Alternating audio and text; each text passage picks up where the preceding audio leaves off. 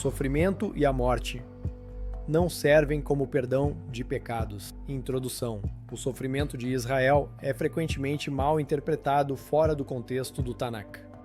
Alguns afirmam que Israel sofre vicariamente, que Isaías capítulo 53 descreve um servo individual que paga pelos pecados de outros, ou que a rejeição de Yeshua provoca sofrimento à nação.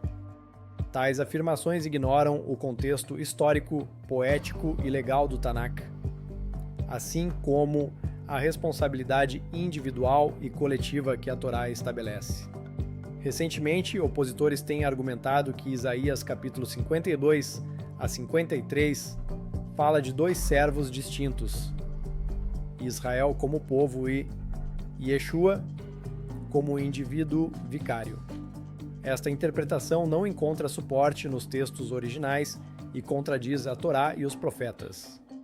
O estudo a seguir mostra que o servo que sofre representa Israel como nação, que seu sofrimento é consequência de suas próprias transgressões e não tem relação alguma com a aceitação ou rejeição de Yeshua. Por que Israel sofre? O sofrimento de Israel tem causas diretas: desobediência à aliança, infidelidade e ações de nações. Deuteronômio, capítulo 28, verso 16 a 18, mostra as maldições resultantes da quebra da aliança. Maldito serás na cidade e maldito serás no campo. Maldito será o fruto do teu ventre, e o fruto da tua terra, e os teus animais, e a multiplicação dos teus rebanhos. Os profetas reforçam que o sofrimento é consequência da própria infidelidade. Cegos sois e não vedes, surdos e não ouvis. Corrompestes-vos desde a fundação do povo. Isaías capítulo 42, verso 18 a 20. Mas tu não me chamaste, ó Efraim, para que te convertesses. Cada qual seguiu a sua própria vontade. Jeremias capítulo 2, verso 19. O sofrimento não é vicário, nem causado pela rejeição de Yeshua. Afirmações que ligam a dor da nação a um Messias são posteriores, não encontradas na Torá ou nos profetas. Responsabilidade individual no Tanakh. O Tanakh deixa claro que cada pessoa é responsável por suas próprias ações e que ninguém sofre por culpa de outro. Deuteronômio, capítulo 24, verso 16, afirma: os pais não serão mortos por causa dos filhos, nem os filhos por causa dos pais, cada um será morto pelo seu próprio pecado. Ezequiel, capítulo 18, verso 20, reforça: a alma que pecar, essa morrerá. O filho não levará a iniquidade do pai, nem o pai levará a iniquidade do filho. A justiça do justo ficará sobre ele, e a perversidade do perverso ficará sobre ele. Esses versos estabelecem princípios fundamentais. Não existe substituição vicária humana. Ninguém paga pelos pecados de outro.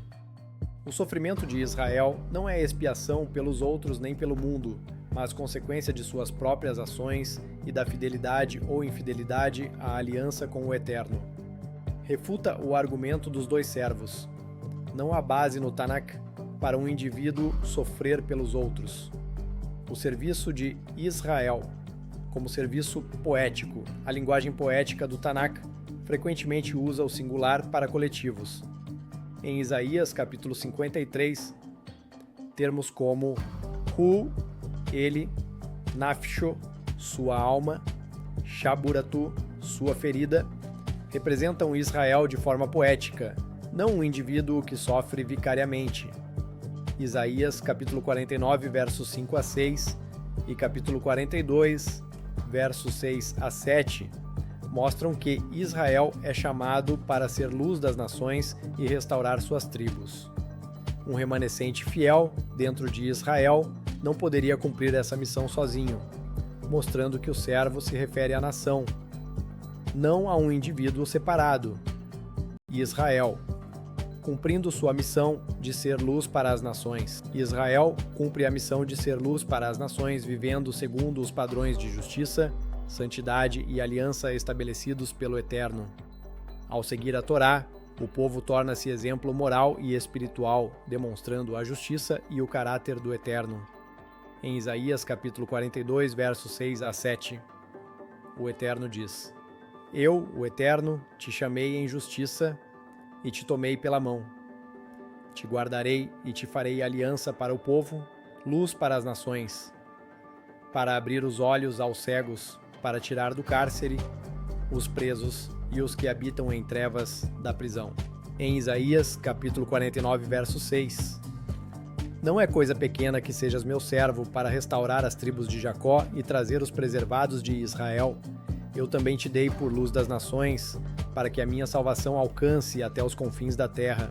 O cumprimento dessa missão ocorre quando Israel mantém fidelidade à aliança e à Torá. O povo demonstra ao mundo o caráter do Eterno, servindo de testemunho e exemplo para as nações. O sofrimento enfrentado pela nação é parte do processo histórico de restauração, não tem relação com aceitação ou rejeição de Yeshua, e fortalece a função de Israel como luz moral e espiritual, guiando as nações pelo exemplo de justiça, misericórdia e fidelidade. Oferta pela culpa. O termo Asham, em Isaías capítulo 53, verso 10. Refere-se ao sistema levítico de sacrifícios que tem função específica dentro da Torá. Levítico capítulo 1, verso 4, capítulo 16, verso 21 a 22. A oferta pela culpa indica a responsabilidade do próprio povo perante o Eterno. O sofrimento histórico e coletivo de Israel é comparável a essa noção de culpa nacional, mas nunca como expiação vicária individual. Sacrifícios humanos são proibidos. Deuteronômio capítulo 12, verso 31. E nunca representam perdão de pecados para outro indivíduo. O perdão de pecados pode ser sem sangue. Isaías capítulo 1, verso 16 a 18. Lavai-vos, purificai-vos, tirai a maldade de vossos atos de diante dos meus olhos. Cessai de fazer o mal, aprendei a fazer o bem, buscai a justiça, socorrei o oprimido, fazei justiça ao órfão, defendei a causa da viúva. Vinde e arrazoemos, diz o Eterno, ainda que os vossos pecados sejam como o escarlate, eles se tornarão brancos como a neve, ainda que sejam vermelhos como púrpura, se tornarão como a lã. Miqueias, capítulo 6, versos 6 a 8. Com que me apresentarei diante do Eterno e me inclinarei diante do Altíssimo? Será que virá a mim oferecendo holocaustos, milhares de novilhos? Porventura se agradará o Eterno de milhares de ribeiros de azeite? Que te foi mostrado, ó homem, o que é bom e que é que o Eterno pede de ti, senão que pratiques a justiça, ames a misericórdia e andes humildemente com teu Elohim. Salmos capítulo 51, verso 16 a 17. Porque tu não te comprases em sacrifícios, senão que ouviste, ó Eterno, um coração quebrantado, um espírito contrito, tu não desprezarás. Oséias capítulo 6, verso 6. Porque eu quero misericórdia e não sacrifício, e o conhecimento de Elohim mais do que holocaustos. Jonas capítulo 3, versos 5 a 10. A cidade de Nínive se arrependeu, jejuou e clamou ao Eterno, que perdoou toda a cidade sem sacrifício de sangue. Zacarias capítulo 1, verso 3. Portanto, dize-lhes: Assim diz o Eterno dos exércitos: Convertei-vos a mim, diz o Eterno dos exércitos, e eu me converterei a vós, diz o Eterno dos exércitos. Provérbios capítulo 28, verso 13. Aquele que encobre as suas transgressões nunca prosperará, mas quem as confessa e se afasta delas, achará misericórdia. Jeremias capítulo 3, verso 12 a 13. Vai e clama a Jacó, dizendo: Volta, ó rebelde Jacó, diz o Eterno, porque eu sou o Senhor e não há outro. Que retornem os pecadores de seu caminho, e o que deixaram a Torá não será consumido. Jeremias capítulo 7, verso 22 a 23. Porque não mandei vossos antepassados holocaustos e sacrifícios no dia em que os tirei da terra do Egito, mas mandei-lhes isto: que ouvissem a minha voz e que fossem meus, e andassem em todos os caminhos que lhes ordenei, para que lhes fosse bem. Oséias capítulo 14, verso 1 e OI. A2. Convertei-vos, ó Israel, ao Eterno vosso Elohim, porque tropeçou Israel por causa de seus pecados. Tomai palavras consigo e convertei-vos ao Eterno. Dizei a ele: perdoa toda a nossa iniquidade e recebe-nos benignamente.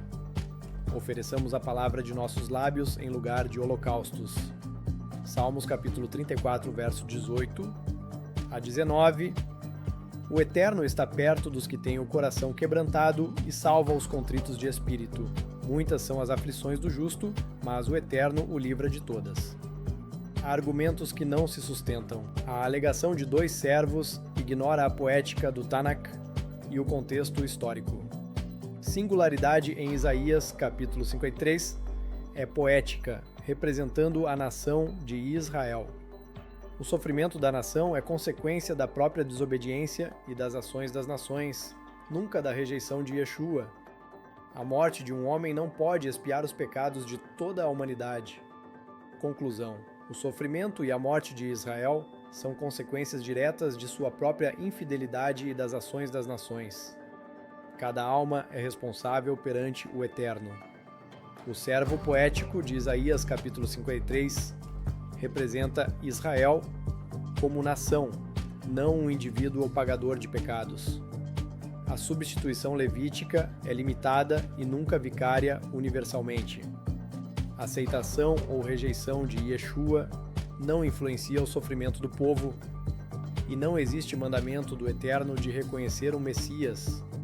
O papel de Israel como luz para as nações é cumprido quando a nação vive segundo a Torá e a aliança, demonstrando a justiça e o caráter do Eterno ao mundo.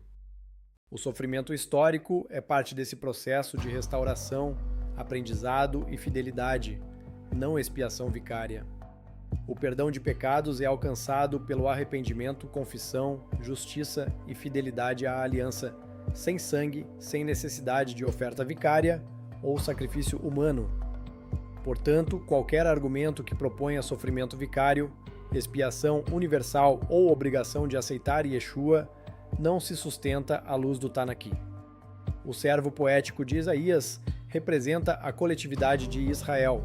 O perdão é acessível pela obediência e arrependimento, e o papel da nação como luz permanece central e ativo na história e na missão do Eterno. A verdade sempre à frente.